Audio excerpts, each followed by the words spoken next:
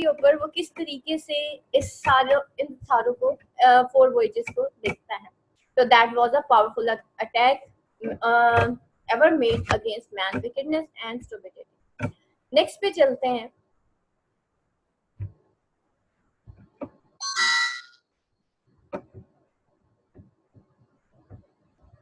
अच्छा, फिर वो कहता है कि Gulliver voyage to Lilliput in the first part of the book takes us to the land of pygmies। छोटे बोनों की दुनिया में वो चला जाता है, लैंड ऑफ पिग्मीज में वो चला जाता है। अब यहाँ भी देखें कि वो जब लैंड ऑफ पिग्मीज में जाता है तो what is this symbolising? This is symbolising that कि इंसान की जो सोच है वो बड़ी छोटी है, बड़ी लिमिटेड है, बड़ी महदूद है। हम छोटी छोटी बातों पे, छोटे छोटे डिस्प्यूट्स पे एक दूसरे से लड़ झगड़ पड़ते हैं। उसने मुझे ऐसे कह दिया, एक दूसरे के ऊपर पावर इम्पोज करना। जैसे कल मैंने आपको बताया कि power corrupts a man and absolute power corrupts absolutely। That is the same thing that pygmies are representing, that they are so small। in case पहले वॉयज के अंदर गुलिवर एक पिग्मीज की दुनिया में चला जाता है जो ये रिप्रेजेंट करते हैं कि वहां पे जो छोटे बोने थे वो भी इंसान ही, लेकिन उनकी सोच छोटी थी। और सेकंड, जब वो ब्रॉबडिंग नैग में जाएगा तो वो खुद बहुत छोटा था। इसका मतलब ये था कि गुलिवर की सोच बहुत छोटी थी। पहले वॉयज में हमने देखा कि बादशाह गुलिवर से नाराज हो जाता क्योंकि बादशाह की सोच छोटी थी, और सेकंड वॉयज में हमने देखा कि गुलिवर बादशाह से नाराज हो जाता क्योंकि गुलिवर की सोच छोटी। तो बेसिकली हम क्यों एक दूसरे से नाराज होते हैं, छोटे छोटे कॉन्फ्लिक्ट्स क्यों होते हैं? Because we are learned person but we lack the wisdom. ठीक है, हमारे अंदर एक विकेटनेस होती है, हमारी सोच बहुत छोटी होती है, जिसकी वजह से हमें छोटी छोटी लोगों की बातें जो है ना वो पिंच कर रही होती हैं, और छोटी छोटी बातों पे हम बहुत बड़े बड़े डिस्प्यूट्स खड़े कर देते हैं। That is the thing, these pygmies are representing the human being that have a very low caliber, that have no temperament, that they indulge each other in मतलब वो हर वक्त जो है एक दूसरे के साथ फाइट में, कन्फ्लिक्ट्स में, डिस्प्यूट्स में पड़े रहते हैं। तो दैट इज द पिग्मीज वर्ल्ड, जिसके अंदर अब आपको अभी लाया जाएगा, और आप देखिएगा कि इसके अंदर अब आप क्या देखते हैं। A land that bears a striking resemblance to England। England से ये बहुत ज्यादा, ये लैंड जो थी ये स्ट्राइकिंग रिजेम्बलेंस थी इसके इंग्लैंड के साथ। Lilliput is a miniature empire with a little monarch. Lilliput एक बहुत छोटी सी एम्पायर थी, एक बहुत छोटी सी रियासत थी जो जिसकी लिटिल मोनार्च थी, who entitled himself as the light and terror of the universe। जो अपने आप को ये कहते थे कि हम डिलाइट हैं एंड टेरर ऑफ यूनिवर्स। देखिए, इसके अंदर इंसान की एक और नेचर दिखाई गई।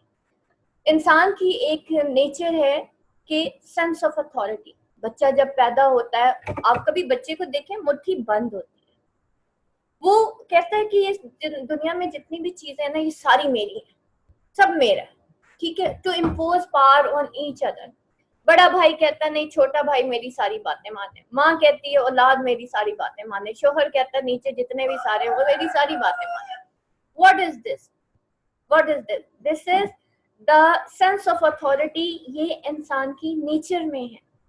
अगर उस इंसान को माँ या उस्ताद, वालिदैन या उस्ताद यानी कि पेरेंट्स एंड टीचर, अगर इस जनरेशन को ये चीज नहीं सिखा सके ना कि बेटा ये चीज तुम्हारी नहीं है, तो जिस दिन उसको पावर मिलेगी, जिस दिन वो कोई इंजीनियर या डॉक्टर या कोई बहुत बड़ा इंसान बन जाएगा, उस दिन वो कहेगा ये सारी चीजें मेरी। वो फिर मैंने कल आपको एक एग्जांपल दी थी कि पावर करप्ट्स अ मैन, और पावर ग्रेट नहीं होती। हम किसके पीछे भागते हैं? हम स्टेटस के पीछे भागते हैं। तो power itself is not great, the use of power is great. ठीक है, यूज ऑफ पावर जो है वो गुड और बैड होता है, power itself is not good और बैड। क्यों? क्योंकि पावर जो है, अथॉरिटी, रियासत जो है फिरौन को भी मिली थी और रियासत हजरत यूसुफ अलैहिस्सलाम को भी मिली थी। यही एग्जांपल दी थी कल आपको। तो दोनों ने किस तरीके से पावर इस्तेमाल की थी।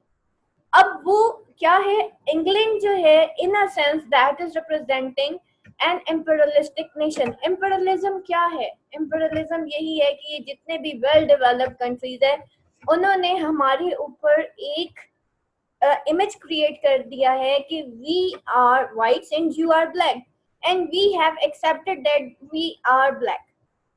ठीक है, हमने मान लिया हम थर्ड वर्ल्ड कंट्रीज है और हमने मान लिया ये जो हम लोग हैं, जो हम डोमिनेटेड हैं, उनके ऊपर ये जो डोमिनेटिंग जितने भी बड़ी बड़ी हमारे ऊपर, लाइक हमारे ऊपर अमेरिका का इस वक्त बहुत ज्यादा एक है कि भाई वो बड़े कोई पढ़े लिखे लोग हैं, वहां पे तो बुराई होती ही नहीं है। कि जनाब इंग्लैंड की ही कहानी है जो आपको दिखाई जा रही है कि ये जो मिनिएचर है, ये जो लिलीपुटियंस है, इंग्लैंड को ही जो है वो कर रहे हैं, इंग्लैंड को ही सिंबलाइज कर रहे हैं, इंग्लैंड को रिप्रेजेंट कर रहे हैं। और वो खुद कहते हैं कि we are the light and terror of the universe, यानी कि पूरी दुनिया पे रोब हमारा है।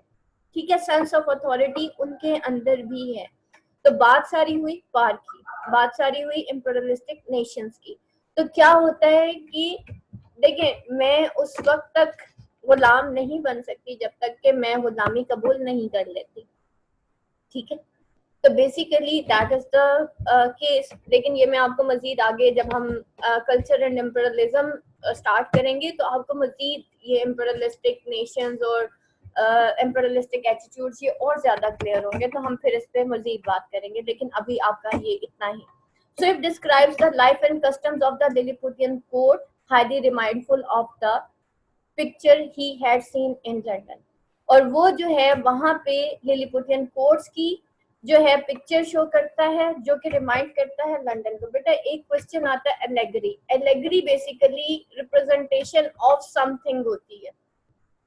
कहानी के बैकग्राउंड पे किसी कहानी को देखते हुए या किसी पास्ट को देखते हुए एक कहानी लिखी जाती है, एक फिक्शन लिखी जाती है, एक क्रिएट की जाती है। तो बेसिकली ये जो गुलिवर ट्रेवल्स है इसको एलेगरी भी कहा जाता है, क्योंकि ये पूरा का पूरा इंग्लैंड को रिप्रेजेंट करता है, वहाँ के लाइफ को, वहाँ के लाइफस्टाइल को, कोर्स को, वहाँ के कल्चर को, वहाँ की सोच को, सबको प्रमोट कर रहा है। इस वजह से इसको एलेगरी भी कहा जाता है। नेक्स्ट चलते हैं, द मेजर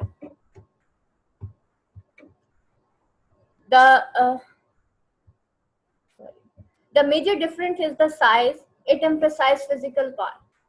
अब जो हमने गुलिवर्स के अंदर देखा उसमें क्या था, वो जो मेजर एम्फेसाइज था वो उसकी फिजिकल पार्ट थी। किसकी? गुलिवर की।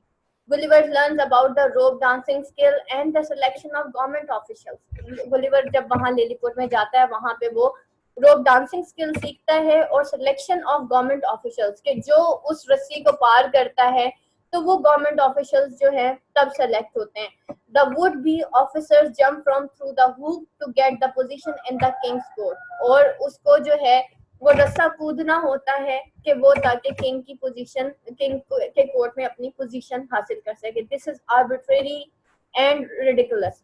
ये आर्बिट्रेरी भी था और रिडिकुलस भी था। अब इसके अंदर क्या है, रोप डांसिंग जो है वो क्या सिंबलाइज कर रही है? रोप डांसिंग बेसिकली ये शो कर रही है कि हम चढ़ते सूरज को सलाम करते हैं, हम हाई ऑफिशियल्स के सामने जैसे वो चाहते हैं हम वैसे करना शुरू कर देते हैं। और नॉट ओनली कोर्ट्स के अंदर यहाँ तक होता है कि जो हाई ऑफिशियल्स जो जितने भी होते हैं उनके सामने, मतलब जो उनके जूनियर्स होते हैं वो आपस में एक दूसरे की टांगे भी खींच रहे होते हैं। नफसा नफसी का दौर होता है, हर इंसान चाहता है कि बॉस के सामने बस मेरी वाह हो और बाकी सारे बस कहीं चले जाएं, बस कहीं मेरे सामने से गायब हो जाएं। तो दैट इज द थिंग कि हम लोग अपने पोस्ट को, अपने स्टेटस को बरकरार रखने के लिए अगर दूसरों को नुकसान पहुंचाना पड़े और हमें डांसिंग ऑन दी रोप भी करना पड़े तो इंसान करने के लिए तैयार है। क्यों? क्योंकि बादशाह सलामत के सामने या बॉस के सामने हमें एक हाई पोजीशन चाहिए। हाई पोजीशन आज के दौर में उस इंसान को मिलता है जो कि हाँ में हाँ मिलाता है बॉस की। हाई same is the case with our education system. Sorry to say अभी जितने भी बड़े बड़े स्कूल्स हैं उनमें टीचर्स की स्पेशल ये ट्रेनिंग की जाती है कि जी एक तो आपने स्टूडेंट्स को मार्क्स थोड़े नहीं देने जो प्राइवेट स्कूल्स हैं, और दूसरा ये बताया जाता है कि जब पेरेंट टीचर मीटिंग होगी ना तो आपने ये बताना है कि जी आपका बच्चा बड़ा अच्छा है, आपका बच्चा बहुत जीनियस है, और ताकि पेरेंट्स जो हैं वो सेटिस्फाई होकर स्कूल से चले जाएं। तो दैट इज द थिंग के मतलब ये सारी चीजें, हिपोक्रेसी जो है इस वक्त एजुकेशनल लेवल पे भी हो चुकी है। यहाँ पे तो सिर्फ किंग और कोर्ट्स की बात हो रही है।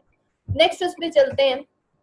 When a great office is vacant either by death or disgrace, which often happens, 5 or 6 of those candidates petition the emperor to entertain his majesty and court with a dance on the rope. अब क्या होता है, अगर कोई भी position जो है वो वेकेंट हो जाती है, एक ऑफिस जो है वेकेंट हो जाता है, किसी की पोस्ट चली जाती है, उसकी डेथ हो जाती है या किसी डिस्ग्रेस की वजह से उसको वहां से उस पोस्ट से फायर कर दिया जाता है, तो वो जो 5 और 6 ऑफ दोज कैंडिडेट्स जो हैं वो क्या करते हैं, वो यही काम करते हैं कि वो डांस ऑन दी रोप करते हैं, और जो बेस्ट डांस ऑन दी रोप करता है और वो रोप छलांग लेता है, और and whoever jumps the highest without falling succeed in the office, तो जो सबसे हाईएस्ट जंप करता है वही सक्सीड करता है ऑफिस को, यानी कि जो बादशाह को सबसे ज्यादा राजी करेगा, क्या चीज सिंबलाइज कर रहा है कि जो सबसे ज्यादा बादशाह को राजी करेगा तो वही जो है इस ऑफिस को पालेगा. Very often the chief ministers themselves are commanded to show their skill and to convince the emperor that they have not lost their faculty. और वेरी ऑफन जो है ये जो चीफ मिनिस्टर्स होते हैं वो खुद भी कमांड करते हैं ताकि वो शो करें अपनी स्किल को, यानी कि वो बेचारे जो मिनिस्टर्स होते हैं वो भी बादशाह के सामने एम्पायर को कन्विंस करने के लिए वो भी बेचारे डांस करना शुरू कर देते हैं कि कहीं उनकी जो जॉब है वो ना चली जाए, उनको कोई मिनिस्ट्री से ना हटा दे. Next is the description of the emperor, the court and the minister of Lilliput give a realistic picture of English political life under George I. Description जो है